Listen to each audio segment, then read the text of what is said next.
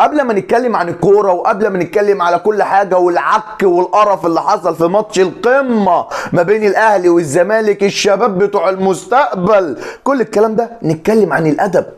الادب يا برنس، الادب والاحترام، ان لازم نخلي اللعيبه من صغرها ومن سن البراعم مش الناشئين ان هي تحترم المنافس، ان هي تقدر انك مهما كان المنافس قدامك تحترمه مهما كان مين. اللي عمله محمد رأفت لاعب النادي الاهلي ده منظر للاحتفال، ده منظر الاحتفال ماشي.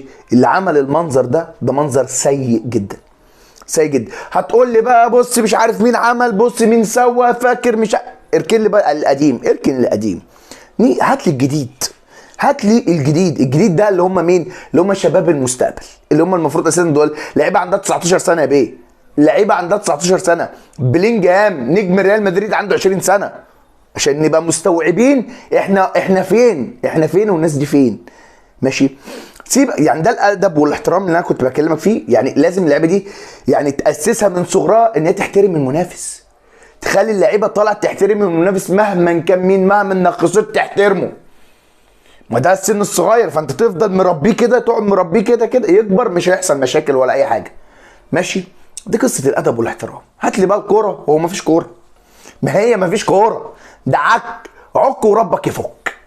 اجري يا باشا ورا الكوره، تكاتك اجري ورا الكوره، مطرح تعرف. شفت الفيديو اللي كان منتشر من فتره؟ تعرف تجري اجري، اعرف شوت. عارف انت الفيديو ده؟ هو ده ماتش ما بين اهلي وزمالك قمه، شباب المستقبل. سيبك من الاهلي كسب، سيبك يا جماعه. انا قاعد بتفرج على الماتش، عاوز اطلع جمله مش مفيش، عاوز اتفرج على تكتيك مفيش.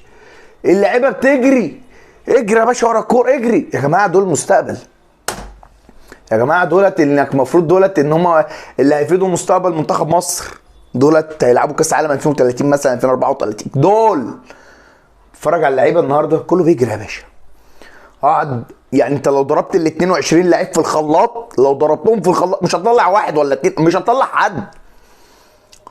فانا قاعد بتفرج يا جماعه، ده اهلي وزمالك، اهلي وزمالك، مش اهلي مثلا واي فرقه تانية ولا زمالك واي فرقه تانية، لا ده اهلي وزمالك اللي هم المفروض الاثنين اقوى انديه مصر وفي الوطن العربي. المفروض قطاع الناشئين بتاعك ده يبقى مليان لعيبه سوبر، يبقى مليان لعيبه على اعلى مستوى. اللعيبه اللي تخرج من عندك من الناشئين ديت تروح تلعب في الفرقه الثانيه الدرجه اولى.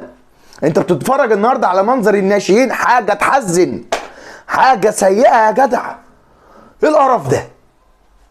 ايه القرف ده؟ دي مش كوره يا جدعان، دي مش كوره، ده عك يا بقى، عك. اجري يا باشا اجري، قول لي اجري. دي كوره؟ ده منظر فرق شباب، ده منظر مستقبل، ده منظر التكتيك والفنيات والكل. مفيش كوره. هتقول لي يا باشا سن صغير مين يا ابني؟ سن صغير مين يا ابني؟ ده عندهم 19 سنه، عندهم 19 سنه يا ابني. بص هالاند عنده كام سنه، ولا مبابي بيلعبوا تحس ان اللعيبه دي بتلعب بقالها سنين ولكن هم صغيرين.